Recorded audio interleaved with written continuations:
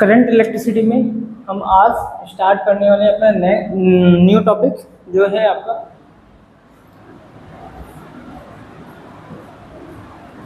Ohm's law.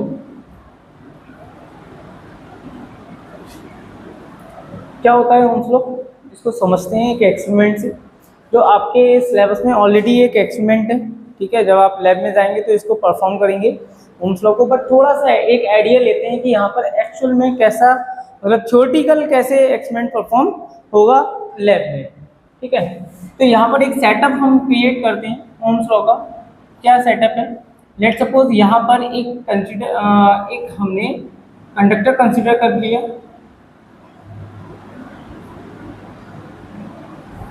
और इस conductor को हमने कनेक्ट कर रखा है किससे, बैटरी, प्लग की एंड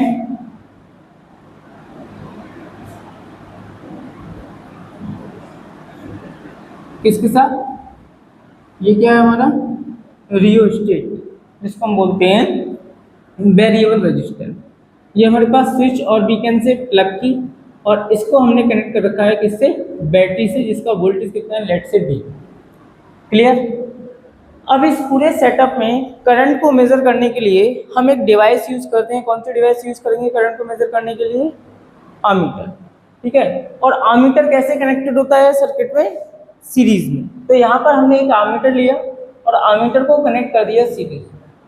ये हमने आमीटर कनेक्ट कर रखा है यहाँ पर, और इस कंडक्टर के अक्रॉस जितना भी वोल्टेज डेवलप हो रहा है, ठीक है, उसको मेजर करने के लिए हमने यहाँ पर एक वोल्टमीटर लगा रखा है। और वोल्टमीटर हमेशा हम कैसे कनेक्शन करते हैं, पैरेलल। वोल्टमीटर हम हमेशा कैसे कनेक्ट करेंगे, पैरेलली कनेक्ट करेंगे। ठीक है, ये देखो, ये नेगेटिव टर्मिनल हो गया, ये पॉजिटिव और ये नेगेटिव। क्लियर। अब कंडक्टर के इनसाइड क्या प्रेजेंट होते हैं, आपके free electrons, number of free electrons. ये आपके पास number of free electrons present होगा, huge number of free electrons. अभी ये सर्किट कैसा है आपका, ओपन है, तो ऑब्वियसली बात है कि इस पूरे सर्किट में कोई भी करंट फ्लो नहीं हो रहा होगा। क्यों, क्योंकि सर्किट कैसा है आपका, ओपन सर्किट है। ओपन सर्किट है तो आमीटर में कोई रीडिंग देखने को मिलेगी, कोई रीडिंग देखने को नहीं मिलेगी, क्योंकि करंट को फ्लो होने के लिए कौन सा पाथ चाहिए, एक क्लोज पाथ चाहिए। बट यहाँ पर कैसा पाथ है, ओपन पाथ है। ठीक है, तो आमीटर में रीडिंग क्या होगी आपकी, जीरो होगी। अब जब आमीटर में रीडिंग जीरो है, स्विच आपका ओपन है ना, सर्किट ओपन है, तो वोल्टमीटर में भी रीडिंग क्या रही होगी आपकी, जीरो। ठीक है, जैसे ही आपने इस की को इंसर्ट किया, इस की को इंसर्ट करने के बाद सर्किट कैसा हो गया आपका, अभी ओपन था, की को इंसर्ट किया, की को इंसर्ट करने के बाद सर्किट हो गया क्लोज। एक तरीके से हमने स्विच क्या कर दिया, ओपन कर दिया, स्विच ऑन कर दिया। ठीक है, जिसकी वजह से यहाँ पर करंट का फ्लो होना स्टार्ट हो गया। ठीक है, करंट फ्लो होना स्टार्ट हो गया। आप समझो बात को कि ये जो कंडक्टर है, इसका ये एंड है, ये पॉजिटिव टर्मिनल से कनेक्टेड है, और ये एक एंड जो है, अनदर एंड इस कंडक्टर का, वो नेगेटिव टर्मिनल से कनेक्टेड है। तो इसका मतलब ये कंडक्टर का ये जो एंड है वो पॉजिटिवली हो गया, और ये जो कंडक्टर, जो नेगेटिव कंडक्टर का अनदर एंड तो नेगेटिव टर्मिनल से कनेक्टेड है, तो ये कैसा हो गया होगा, नेगेटिव हो गया होगा। इट मीन्स ये एंड किस पोटेंशियल पर है, हायर पोटेंशियल पर, और कंडक्टर का जो अनदर एंड है वो किस पोटेंशियल पर है, लोअर पोटेंशियल। इतना क्लियर हुआ। तो इट मीन्स इस कंडक्टर के अक्रॉस, इसके कंडक्टर के एंड्स के अक्रॉस क्या डेवलप हो गया, एक पोटेंशियल डिफरेंस क्रिएट हो गया। ठीक है, क्योंकि इस एंड पे क्या है आपका, हायर पोटेंशियल, और इस एंड पे क्या है आपका, लोअर पोटेंशियल।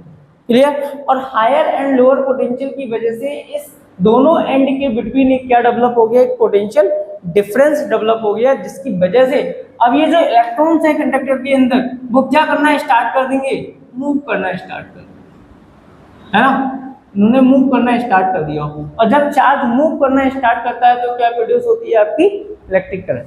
ठीक है, यानी कि जैसे ही इस कंडक्टर के अक्रॉस पोटेंशियल डिफरेंस क्रिएट हुआ, वैसे ही क्या होने लगा, इस वायर में या इस कंडक्टर के थ्रू करंट फ्लो होने लगा।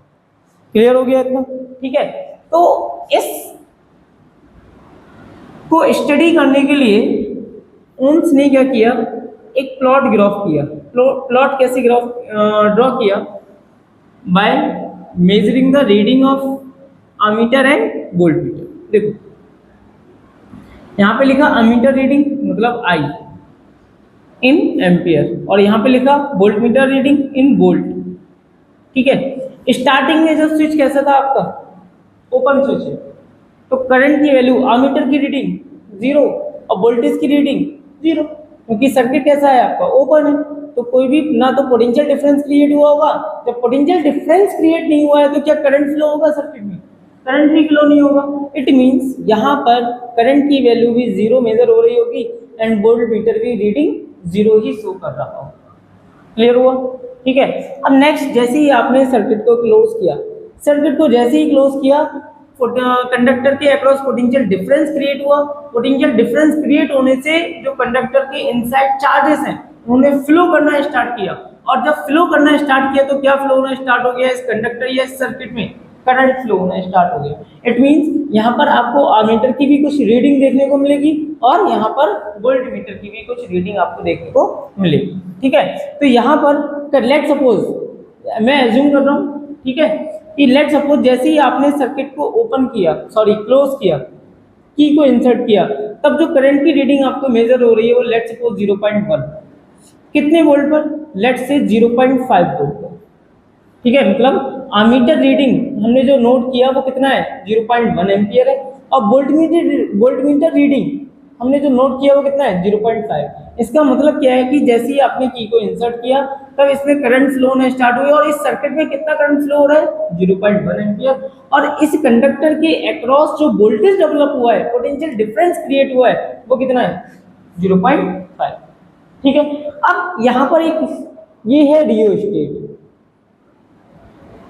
रियोस्टेट। इस रियोस्टेट की हेल्प से जो पोटेंशियल डिफरेंस क्रिएट हो रहा है at between the ends of the conductor, हम इसको क्या कर सकते हैं, चेंज कर सकते हैं। क्या कर सकते हैं, चेंज कर सकते हैं। अब पहले रियोस्टेट की कंडीशन ये थी, ए पर, हमने इसको मूव कराया, कहाँ लेकर आ गए, बी, यानी कि इट मीन्स जो पोटेंशियल डिफरेंस है इसकी वैल्यू क्या हो गई, इंक्रीज हो गई। जो पोटेंशियल डिफरेंस डेवलप हो रहा है across the ends of the conductor, वो क्या हो गया, वो क्या हो रहा है आपका, क्या हो रहा है, इंक्रीज हो रहा है। अच्छा, करंट पोटेंशियल डिफरेंस इंक्रीज हो रहा है ना, तो चार्ज जो फ्लो हो रहे थे उनका फ्लो रेट भी क्या हो जाएगा, इंक्रीज हो जाएगा। और जब फ्लो रेट इंक्रीज हुआ तो करंट की रीडिंग भी क्या हो जाएगी, इंक्रीज हो जाएगी, लेट सपोज 0.2 एम्पियर। और जब हमने इस वोल्टमीटर में रीडिंग को मेजर किया तो हमें रीडिंग देखने को मिल रही है 1.0 वोल्ट। इतना समझ आ गया? ठीक है, अगेन रियोस्टेट के और चेंज किया हमने, रियोस्टेट से रेजिस्टेंस को और चेंज किया। वेरिएबल रेजिस्टेंस है तो हम चेंज कर सकते हैं। ठीक है, रेजिस्टेंस चेंज किया, रेजिस्टेंस और कम हो गया तो पोटेंशियल डिफरेंस जो across the ends of the conductor है वो क्या हो गया होगा, और ज़्यादा इंक्रीज हुआ होगा। और ज़्यादा इंक्रीज हुआ, लेट सपोज कितना हो गया, 1.5 वोल्ट, जो हमें वोल्टमीटर में रीडिंग देखने को मिल रही है, और उसके करस्पॉन्डिंग जो अमीटर में रीडिंग देखने को मिल रही है, लेट से वो 0.3 है। ठीक है, सिमिलरली हम क्या करते जा रहे हैं, रियोस्टेट्स की जो रियोस्टेट है उससे जो वेरिएबल रेजिस्टेंस है उसको चेंज करते जा रहे हैं, उसके करस्पॉन्डिंग हम वोल्टमीटर और रीडिंग अमीटर की रीडिंग मेजर करते जा रहे हैं और नोट करते जा रहे हैं। ठीक है, नेक्स्ट स्टेप में जो हमको मिला वो 2 वोल्ट पर जो करंट फ्लो हो रहा है वो कितना फ्लो हो रहा है, 0.4 एम्पियर, जो हमें कहाँ से मेजर हुआ, अमीटर से मेजर हुआ। ठीक है, अब एक इसका ग्राफ प्लॉट करते हैं, बी वर्सेस आई ग्राफ। ठीक है, अगर हम B versus I graph plot करें तो बाई एक्सिस पे हमने कंसिडर कर लिया क्या, B मतलब वोल्टेज, और आई एक्सिस पे हमने कंसिडर किया क्या, इलेक्ट्रिक करंट। ठीक है, अब अगर आप देखें तो 0 पर 0 यानी कि एक कोऑर्डिनेट ये मिल गया आपको। ठीक है, उसके बाद 0.1 पर 0.5, 0.1 आई एक्सिस, मतलब ये लेट से ये 0.1 और ये लेट से ये 0.5, एक कोऑर्डिनेट यहाँ पे कहीं मिला होगा, ठीक है। फिर 0.2 1 यहाँ कहीं होगा और इसके करस्पॉन्डिंग 0.2 यहाँ कहीं होगा, लेट से एक कोऑर्डिनेट यहाँ कहीं मिल गया, ठीक है। सिमिलरली एक कोऑर्डिनेट यहाँ कहीं मिलेगा, एक कोऑर्डिनेट यहाँ कहीं मिलेगा। अगर हम इनको ज्वाइन करते हैं, ठीक है, अगर हम इनको ज्वाइन करें तो हमको क्या ऑब्टेन हो रहा है, एक स्ट्रेट लाइन ऑब्टेन हो रही है। क्या ऑब्टेन हो रही है, एक स्ट्रेट लाइन, जो इस बात को इंडिकेट कर रही है कि आपको वोल्टेज को इंक्रीज करें तो करंट क्या हो रहा है, इंक्रीज हो रहा है, या करंट को इंक्रीज करें तो वोल्टेज क्या हो रहा है, इंक्रीज हो रहा है। तो यहाँ से कंक्लूजन निकल के आया, जिसको हम ओम्स लॉ बोलते हैं। क्या कंक्लूजन निकल के आया कि current flowing through the conductor, current flowing through the conductor is directly proportional to potential difference applied across its end of the conductor, ठीक है। तो जितना हम पोटेंशियल डिफरेंस क्रिएट कर रहे हैं across the end of the conductor, वो directly किसके प्रोपोर्शनल है, जितना इस कंडक्टर के थ्रू क्या फ्लो हो रहा है, इलेक्ट्रिक करंट फ्लो हो रहा है। लेकिन कंडीशन क्या है, जिस रूम में या जहां पर भी आप इस एक्सपेरिमेंट को परफॉर्म कर रहे हैं वहां का टेम्परेचर क्या रहना चाहिए, कांस्टेंट। और जो भी आपने कंडक्टर ले रखा है इसका जो डायमेंशन है, डायमेंशन का मतलब लेंथ एंड एरिया, इसका क्रॉस सेक्शनल एरिया, वो चेंज नहीं होना चाहिए। मतलब फिजिकल कंडीशन एंड टेम्परेचर क्या रहना चाहिए, शुड बी कांस्टेंट, वो वेरिएबल नहीं होना चाहिए, तभी ये क्या है आपका ओम्स लॉ एप्लीकेबल है। तो ठीक है, क्लियर हुआ ओम्स लॉ ने एक्चुअल में क्या बताया था। तो इसके डेफिनेशन को अगर हम देखें तो डेफिनेशन क्या है, at constant temperature, at constant temperature and physical condition, physical condition, current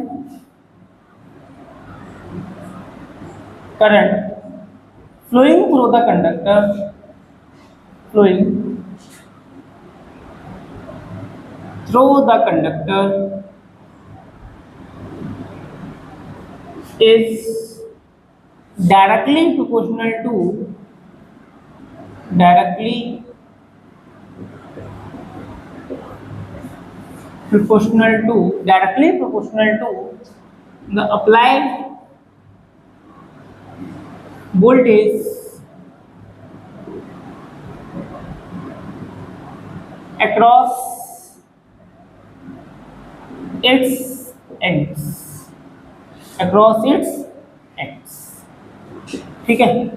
this is known as Ohm's law, ठीक है। इट मीन्स क्या हुआ, V directly proportional to I, है ना। B प्रोपोर्शनलिटी साइन को, साइन को रिमूव करेंगे तो क्या होगा, एक constant R into I। This is the mathematical expression of Ohm's law. Ohm's law का ये क्या है आपका mathematical expression, where R is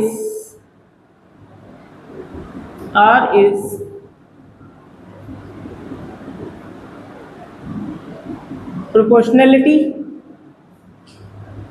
constant and known as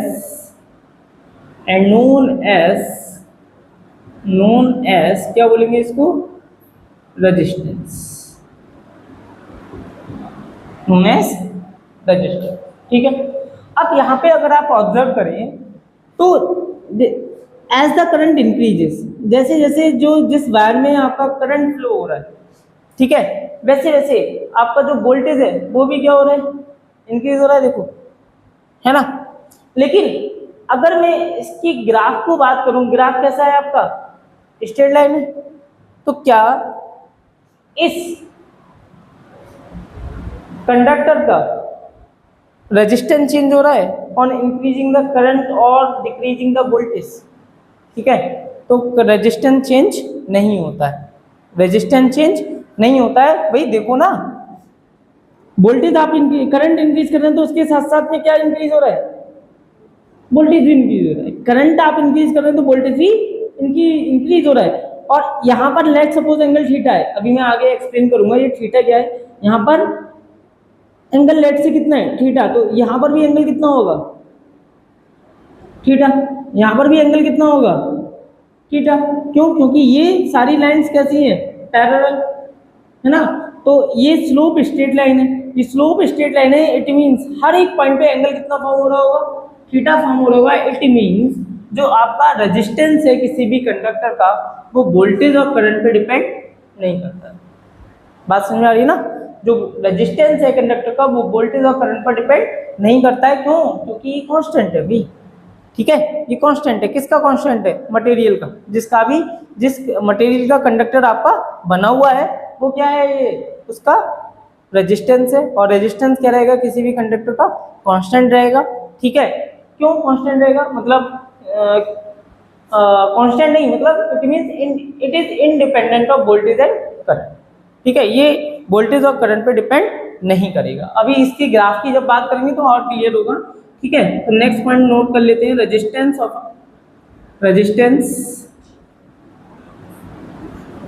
of a conductor is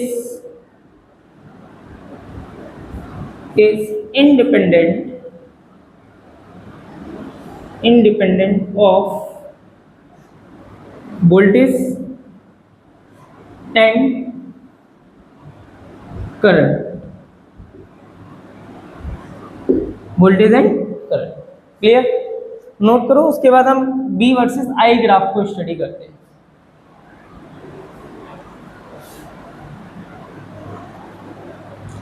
अभी हमने ओम्स लॉ और ओम्स लॉ का statement देखा और एक छोटा सा हमने एक्सपेरिमेंटली डाटा देखा था जिसके थ्रू जो ग्राफ आपका ऑब्टेन हुआ था वो कैसा था, स्ट्रेट लाइन। अब उसी ग्राफ को हमें स्टडी करना है। तो नेक्स्ट हमारा टॉपिक हो जाएगा बी वर्सेस आई ग्राफ, और इसको पूरा डिटेल में बोलेंगे तो क्या होगा, वोल्टेज वर्सेस करंट ग्राफ, ठीक है, वोल्टेज वर्सेस करंट ग्राफ। तो अभी जो हमने एक्सपेरिमेंटली डाटा देखा था उस डाटा को ऑब्टेन करने के बाद हमने एक ग्राफ प्लॉट किया था। तो ग्राफ आपका कुछ इस तरीके से ऑब्टेन हुआ था।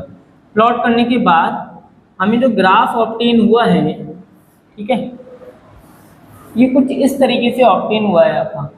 ये था आपका करंट एक्सिस, करंट आई, और बाई एक्सिस को हमने कंसिडर किया था voltage axis, voltage axis B.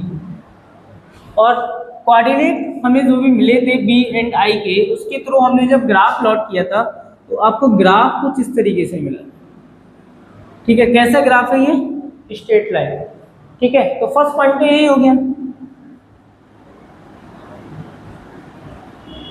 B versus voltage versus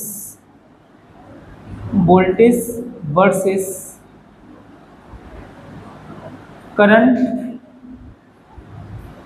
voltage versus current graph is अ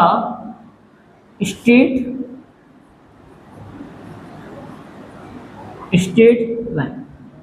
दूसरा पॉइंट, सेकंड पॉइंट, पहला पॉइंट तो क्लियर है ना, कि ये जो ग्राफ हमें ऑब्टेन हुआ है स्ट्रेट लाइन, ठीक है, यहाँ पे एक एंगल फॉर्म हो रहा है। ये एंगल को हम क्या बोलेंगे, थीटा। और this angle is known as slope of the graph, this angle is known as slope of the graph. और स्लोप हम हमेशा कहाँ से मेजर करेंगे, from the current axis, from the current axis. Always जब भी हम करंट को मेजर स्लोप को मेजर करेंगे तो कहाँ से मेजर करेंगे, फ्रॉम द करंट एक्सिस, ठीक है। Theta here, theta is the measure of angle from the current axis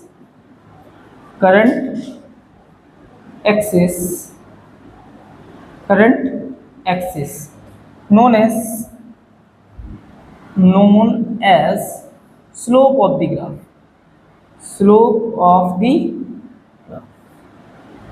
ठीक है। इसको हम क्या बोलेंगे, स्लोप ऑफ द ग्राफ। अब मेन कंक्लूजन यहाँ से निकलना स्टार्ट होंगे, 2-3 वो हमको समझना है। देखो अगर इस स्लोप को हमें मेजर करना है, ठीक है, हमने करंट एक्सिस से एक एंगल मेजर किया है जिसको हम क्या बोलेंगे, स्लोप ऑफ द ग्राफ। अब इस एंगल को हमें मेजर करना है, मेजर करने का मतलब फाइंड आउट करना है कि एंगल कैसे फाइंड आउट होगा। तो हमने एक पॉइंट कंसीडर कर लिया, लेट से पॉइंट ये हो गया आपका ए, ये पॉइंट हुआ बी, और कोई नहीं, इस पॉइंट के करंट करस्पॉन्डिंग जो करंट है वो लेट से I2, इस पॉइंट के बी पॉइंट के करस्पॉन्डिंग जो आपका करंट है लेट से I1, ए पॉइंट के करस्पॉन्डिंग जो वोल्टेज है लेट से V2, और बी पॉइंट के करस्पॉन्डिंग जो वोल्टेज है वो लेट से V2। ठीक है, क्लियर। अब देखो, अगर यहाँ पर मैं बी पर एक हॉरिजॉन्टल लाइन ड्रॉ करता हूँ, अब ये जो हॉरिजॉन्टल लाइन मैंने BC ड्रॉ की है, ठीक है, which is parallel to current axis, current axis से ये क्या है, पैरेलल, तो इट मींस ये एंगल भी कितना फॉर्म हो रहा होगा, थीटा ही फॉर्म हो रहा होगा। अगर मैं किसी भी एक अदर पॉइंट, इस पॉइंट पे अगर मैं करंट एक्सिस के पैरेलल लाइन ड्रॉ करूं, तब भी एंगल कितना फॉर्म हो रहा होगा, थीटा ही एंगल फॉर्म हो रहा होगा, क्योंकि ये इसके पैरेलल है, पैरेलल है तो ये एंगल थीटा थीटा इक्वल होंगे, क्यों इक्वल होंगे, करस्पॉन्डिंग एंगल से। सिमिलरली जब BC पैरेलल है करंट एक्सिस के, and let's say AD line parallel BC के, तो ये एंगल थीटा है तो ये भी एंगल क्या होगा, थीटा होगा, क्योंकि ये करस्पॉन्डिंग एंगल है। इट मींस अगर मैं इस स्ट्रेट लाइन पर कहीं पर भी एक पॉइंट को कंसीडर करके एंगल मेजर करता हूं, तो एंगल क्या रहने वाला है आपका, सेम रहने वाला है। ठीक है, तो नेक्स्ट पॉइंट क्या हुआ, the slope of the VF, the slope of BI graph is constant. क्या है आपका, कांस्टेंट है। ये जो स्लोप है हमारा BI ग्राफ का, वो क्या है आपका, हमारा कांस्टेंट है। अब स्लोप को मेजर करते हैं, देखो किस तरीके से मेजर करेंगे, slope of the graph, slope of the BI graph. हमने ट्रायंगल कंसीडर किया, इन ट्रायंगल ABC, ठीक है, tan theta is equal to perpendicular, देखो थीटा के अपोजिट परपेंडिकुलर क्या हुआ, AC, एंड बेस कितना हुआ, BC, ठीक है, tan is equal to AC upon BC। अब AC की वैल्यू बताओ, देखो कितनी होगी, देखो यहाँ से O से पॉइंट A तक जो वैल्यू है वो कितना है, V2 है, और पॉइंट B तक की वैल्यू कितना है, V1 है। तो ये जो AC की वैल्यू है वो कितना हो गया, यहाँ से AC आपका हो गया V2 माइनस V1, और इसको क्या ले सकते हैं, डेल्टा V। सिमिलरली यहाँ अगर मैं BC देखूँ तो BC किसके इक्वल है, ये देखो I2 माइनस I1, और इसको क्या ले सकते हैं, डेल्टा I। आया समझ, ठीक है। तो यहाँ से अगर tan थीटा AC की वैल्यू अगर हम देखें, AC कितना है, डेल्टा V अपॉन BC की वैल्यू अगर हम कंसीडर करें तो कितना है आपका, डेल्टा I। और tan थीटा अभी मैंने बताया जो थीटा है वो किसको मेजर करेगा, स्लोप को, है ना। और स्लोप तो tan थीटा को मैं क्या लिख सकता हूँ, स्लोप लिख सकता हूँ, किसके कर्व को, BI कर्व को। और ये स्लोप किसके इक्वल आ रहा है, delta V upon delta I के इक्वल। इट मींस अगर आप ओम्स लॉ को देखें तो ओम्स लॉ क्या था, V is equal to IR। अगर मैं यहाँ से रेशियो फाइंड आउट करूँ तो R is equal to V upon I। यहाँ भी रेशियो किसका है, change in potential upon change in current, यानी कि वोल्टेज पर एम्पियर, यहाँ भी यूनिट क्या है, वोल्टेज पर एम्पियर। तो ये किसको इंडिकेट कर रही है, रेजिस्टेंस। इट मींस ये जो tan थीटा है, tan थीटा रिप्रेजेंट करता है स्लोप को, और स्लोप रिप्रेजेंट करता है रेजिस्टेंस को, है ना, delta V upon delta I। यानी कि मैं डायरेक्टली बोल सकता हूं कि R is equal to delta V upon delta I, delta V upon delta I। अब tan थीटा ने रिप्रेजेंट किया स्लोप को, स्लोप रिप्रेजेंट कर रहा है रेजिस्टेंस को, यानी कि डायरेक्टली मैं बोल सकता हूँ, ये कंक्लूजन बोल सकता हूँ कि जो BI ग्राफ का स्लोप है वो किसको रिप्रेजेंट करता है, resistance of the conductor. Slope of BI graph represents resistance of the conductor, ठीक है। तो फाइनल कंक्लूजन क्या है हमारा, the slope of BI graph represents resistance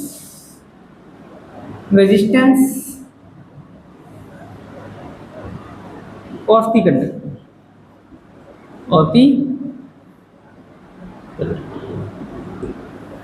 ठीक है, आया समझ। और अगर यहाँ पर स्लोप क्या है हमारा, कांस्टेंट है। देखो स्लोप क्या है हमारा, कांस्टेंट। अभी जो मैंने पीछे बात की थी मैं यहाँ पर रिपीट कर रहा हूँ।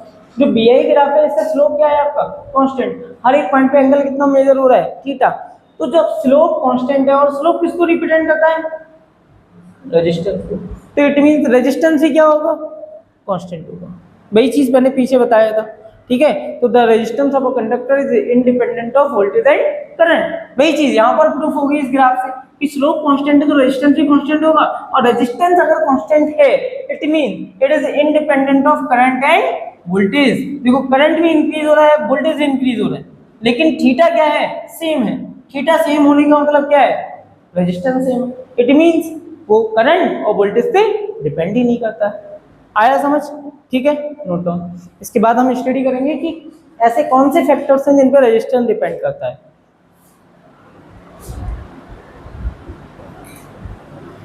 अभी ओम्स लॉ और BI ग्राफ से हमने जो ऑब्जर्व किया वहां से ये पता चला कि जो रेजिस्टेंस होता है किसी भी कंडक्टर का, वो उसके अक्रॉस जितना भी वोल्टेज डेवलप हो रहा है, पोटेंशियल डिफरेंस क्रिएट हो रहा है, और उस कंडक्टर में जितना करंट फ्लो हो रहा है उस पर डिपेंड नहीं करता है। तो एक्चुअल में रेजिस्टेंस क्या है ना, पहले उसको समझते हैं, उसके बाद हम बात करते हैं कि factors on which the resistance depend. तो सबसे पहले हम बात करते हैं रेजिस्टेंस की। रेजिस्टेंस होता क्या है एक्चुअली में, पता है क्या होता है रेजिस्टेंस, बताएगा कोई?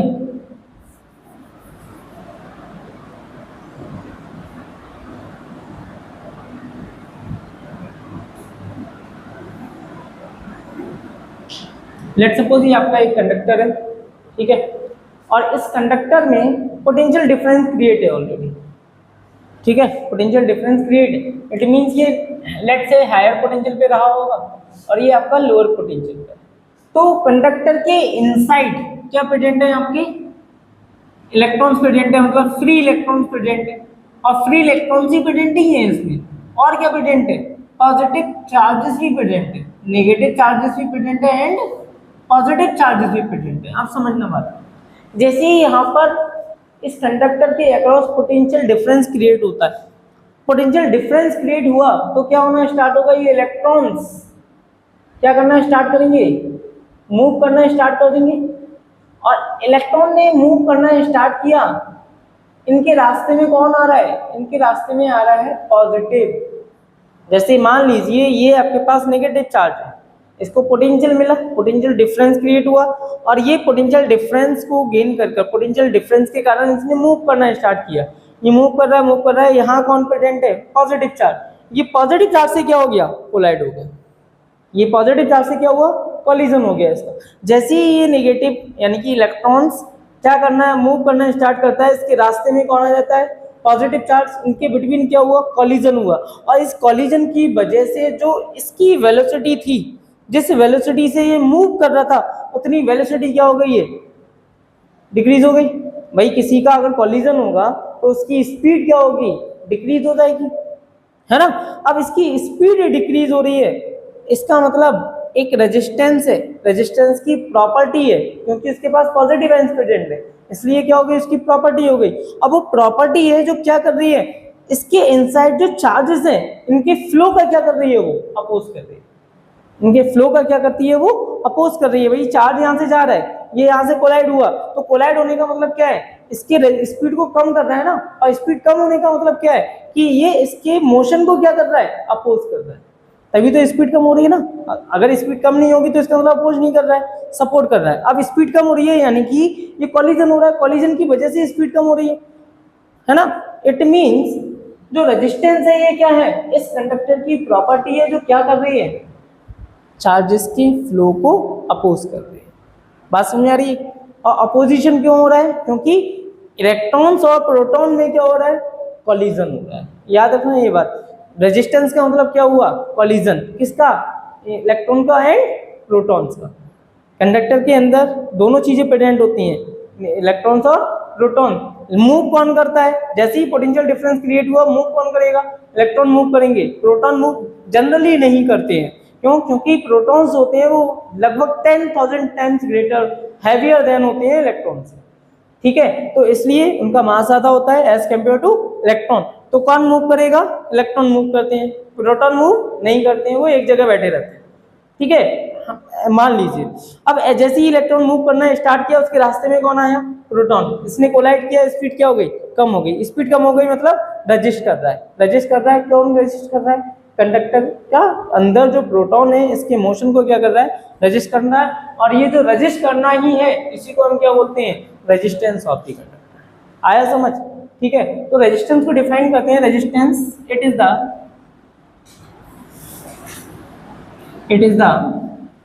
property of the conductor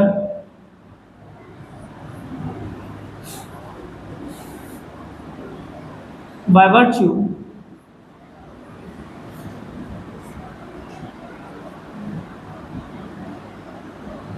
it opposes the flow of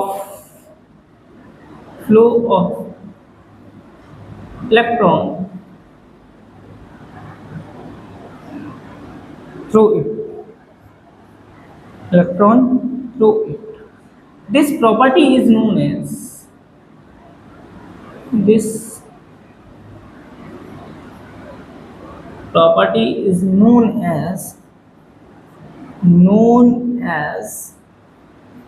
resistance of the conductor,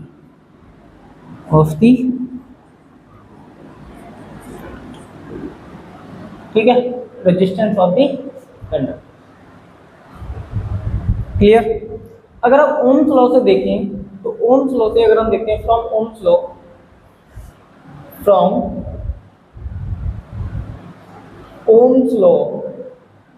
क्या है Ohm's law? V is equal to IR। और ये जो R है प्रोपोर्शनलिटी कांस्टेंट है, इसी को हमने क्या बोला था? रेजिस्टेंस। तो it means R is equal to B upon I। R is equal to B upon I। अब यहाँ पर B क्या है? वोल्टेज, और I क्या है? करंट, ठीक है। तो यूनिट क्या हो गई? यूनिट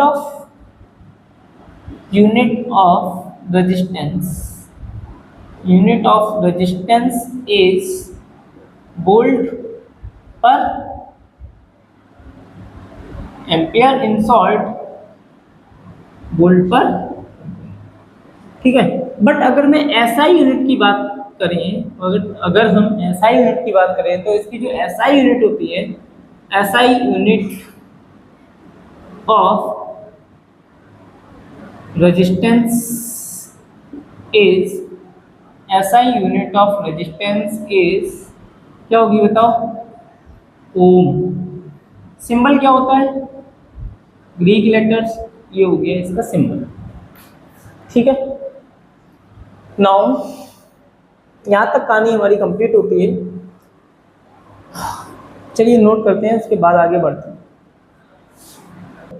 क्या ऑब्जर्व किया कि जो रेजिस्टेंस है हमारा वो इंडिपेंडेंट है किससे? वोल्टेज और करंट से। तो किस पे डिपेंड करता है? अब हमें इसको ये समझना है। नेक्स्ट हेडिंग हमारा क्या हो जाएगा? Factors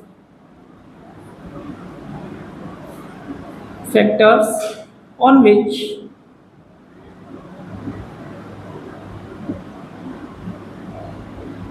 resistance depends.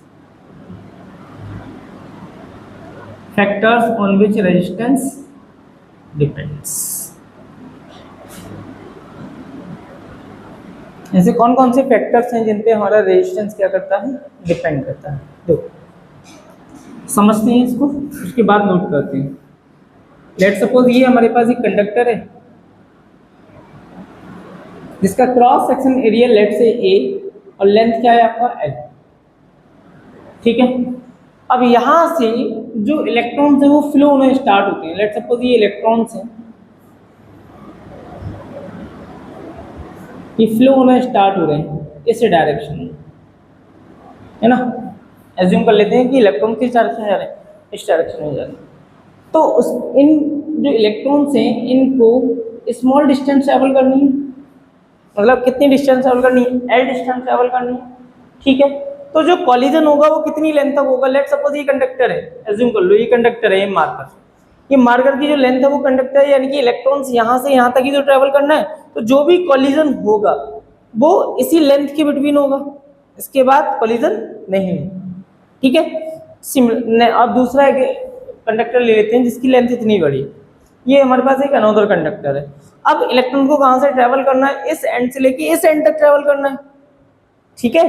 तो कॉलिजन अब कितनी लेंथ पे हो रहा है, इससे लगभग 4 टाइम्स लेंथ इंक्रीज हो गई, और 4 टाइम्स लेंथ इंक्रीज हो रही है, तो इट मींस कॉलिजन भी कितने टाइम्स इंक्रीज हो गया, 4 टाइम्स इंक्रीज हो गया। और कॉलिजन किसको रिप्रेजेंट करता है, रेजिस्टेंस को, है ना। तो इट मींस अगर आप कंडक्टर की लेंथ को इंक्रीज कर रहे हैं तो कॉलिजन क्या होगा, इंक्रीज होगा, और अगर कॉलिजन इंक्रीज हो रहा है तो इट मींस उसका रेजिस्टेंस भी इंक्रीज होगा। बात समझ में आई, पकड़ में आया कॉन्सेप्ट भाई। अभी इतना छोटा सा कंडक्टर है, ठीक है, अब इतने छोटे से कंडक्टर में इलेक्ट्रॉन फ्लो कर रहे हैं from this end to this end, ठीक है। तो इनको जो कॉलिजन होना है वो इसी लेंथ में होना है, मतलब लेंथ स्मॉल है तो कॉलिजन भी स्मॉल होगा, और कॉलिजन किसको रिप्रेजेंट करता है, रेजिस्टेंस, तो रेजिस्टेंस स्मॉल है। इसके बाद मैंने एक लार्ज कंडक्टर ले लिया, अब इस लार्ज कंडक्टर में लेंथ ग्रेटर है तो कॉलिजन ग्रेटर हो गया, बढ़ गया, कॉलिजन इंक्रीज हुआ, इट मींस उसका रेजिस्टेंस भी इंक्रीज हो गया। तो कॉन्सेप्ट क्या बना कि अगर आप कंडक्टर की लेंथ को इंक्रीज कर रहे हैं तो कॉलिजन इंक्रीज होगा, एंड अगर कॉलिजन इंक्रीज हुआ तो रेजिस्टेंस भी इंक्रीज होगा। कॉन्सेप्ट क्लियर हो गया। तो फर्स्ट फैक्टर हमको मिल गया जिस पर ये रेजिस्टेंस जो है वो डिपेंड कर रहा है, कौन सा फैक्टर है, लेंथ, ठीक है। तो note down first point, resistance of a conductor, resistance of a conductor is directly proportional to